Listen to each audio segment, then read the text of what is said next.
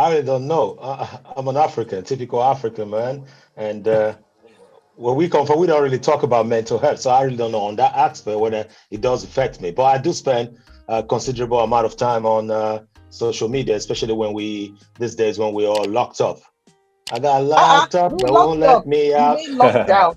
Yeah, locked up, lockdown. I got locked up. Yeah. So I really don't know uh, how much it's affected me, but I know we do spend a considerable amount of time.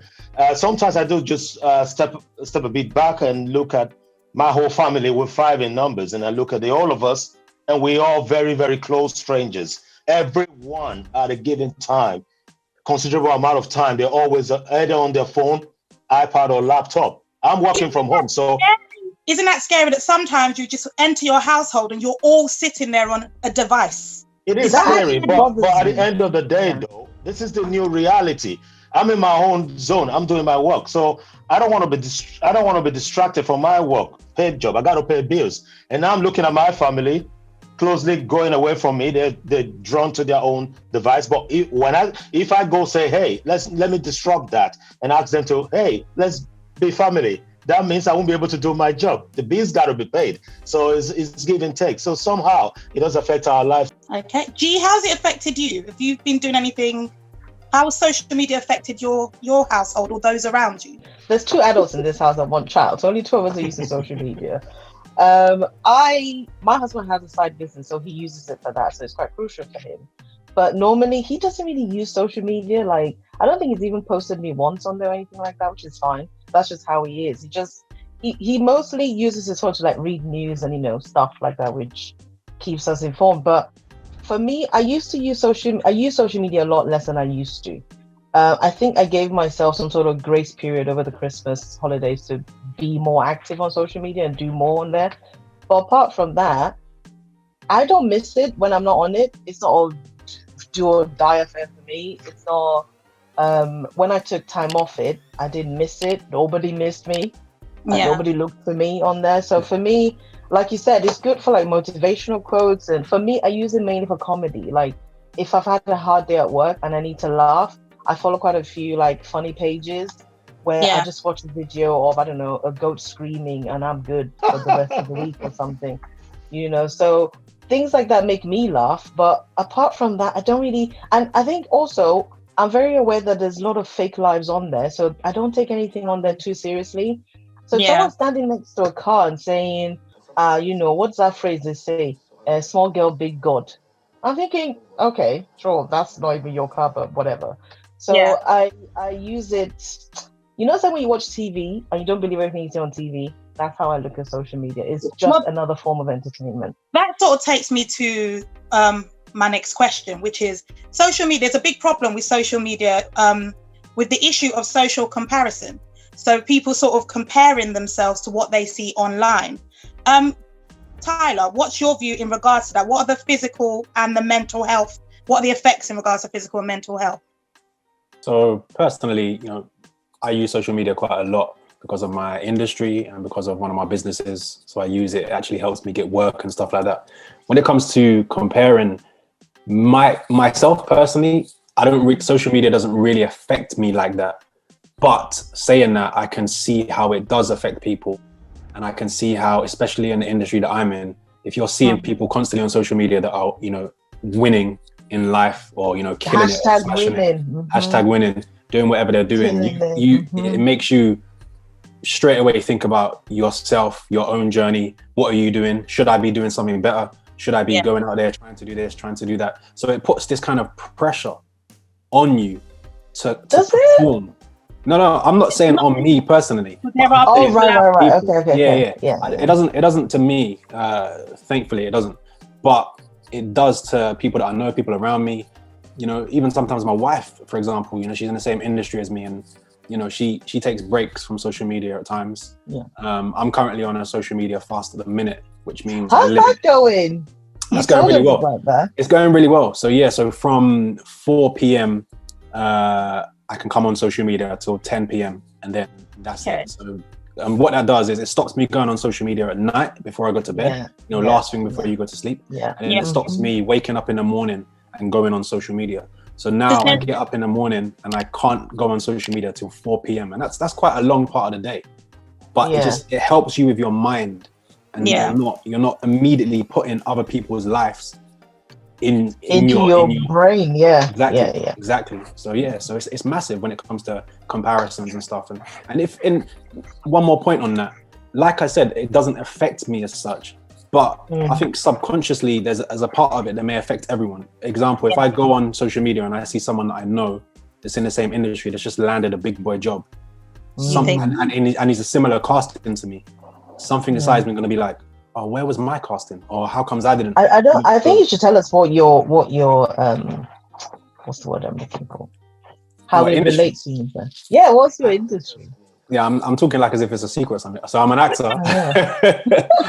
I'm an actor. So obviously, being an actor, you know, comparisons. What may we have seen you in?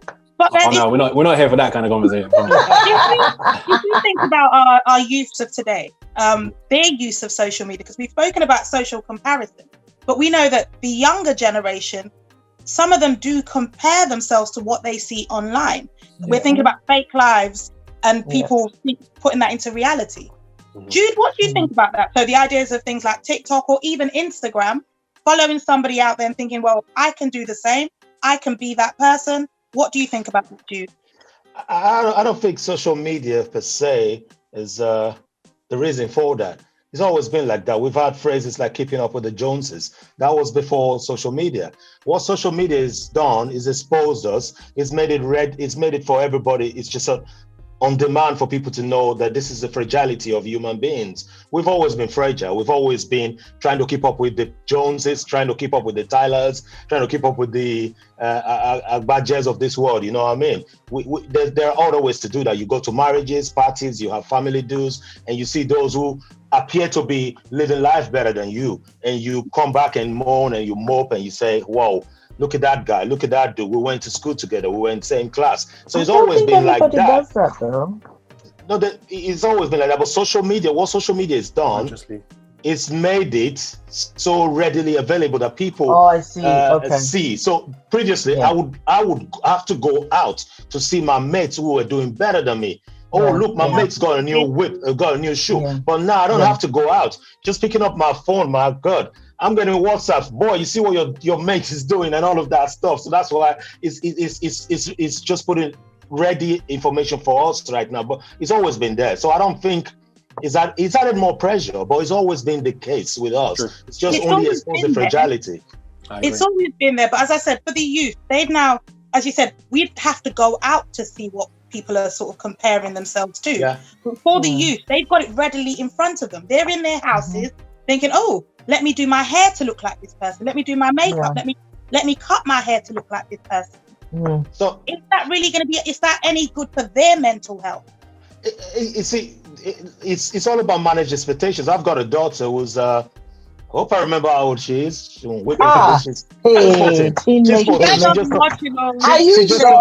She just turned 14, so she should be in bed. I hope she's watching. Yeah, I'm that kind of good. I'm that kind of good dad. She goes to bed quick. Anyway, I've had conversations with my daughter where she's got nice hair, and I noticed one time she wanted to make her hair in a certain way, and I realized it must have been coming from friends on social media. This is somebody who's got she's only got one post on Instagram and she's got more than 4,000 friends. I've got more than 600 posts. I've got less than 400 friends. So I'm jealous of her. So you see, she must have seen it somewhere. Yeah. One post and 4,000 friends. Yeah. And the post is not even When you say friends, you mean followers, right? Not friends. Followers. Fans. Yeah, 4,000 followers, something like that. And I've got 600 posts and I got less than 300 followers. So I'm jealous of her. So what I was trying to say is this. I noticed one time she was talking about her hair, and I sat her down. I said, look, you've got beautiful hair. Appreciate what you got. It's all about managed expectations.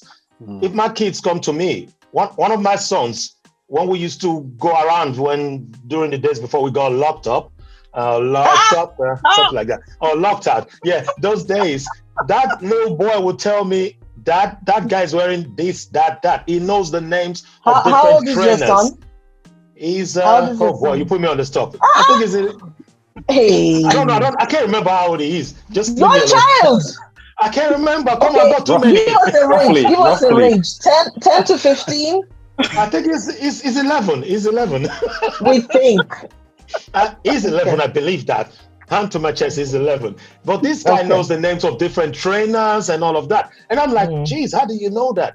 Now he is wanting to have those trainers. I have to manage the expectations for him and say, look, son, money don't grow upon trees, you know. I have to work for this money. You have to manage all of that. If you don't manage it, that's where the trouble comes. They're youth, like you rightly said. They're young ones. They still are awards. We still have a sort of an oversight over them. So we help them manage it. And it's not just them. I still have these pressures. I see my friend dress all good and I want to have what they're having. But reality kicks in and I say, you know what? I'm on paid salary. I don't know what that guy is doing. I need to. Maybe the comparison thing, expectations. it depends on your personality, because I don't have that at all. I've never, if I see somebody wearing something, and not even on Instagram, but in real life, if they're wearing shoes or bag or whatever, I'll go to them and say, oh, I'm sorry, where's that from? Or where'd you get that from? You know, old school kind of way. But I've never, maybe because I've never been a person like, oh, that person has that thing, I want it too.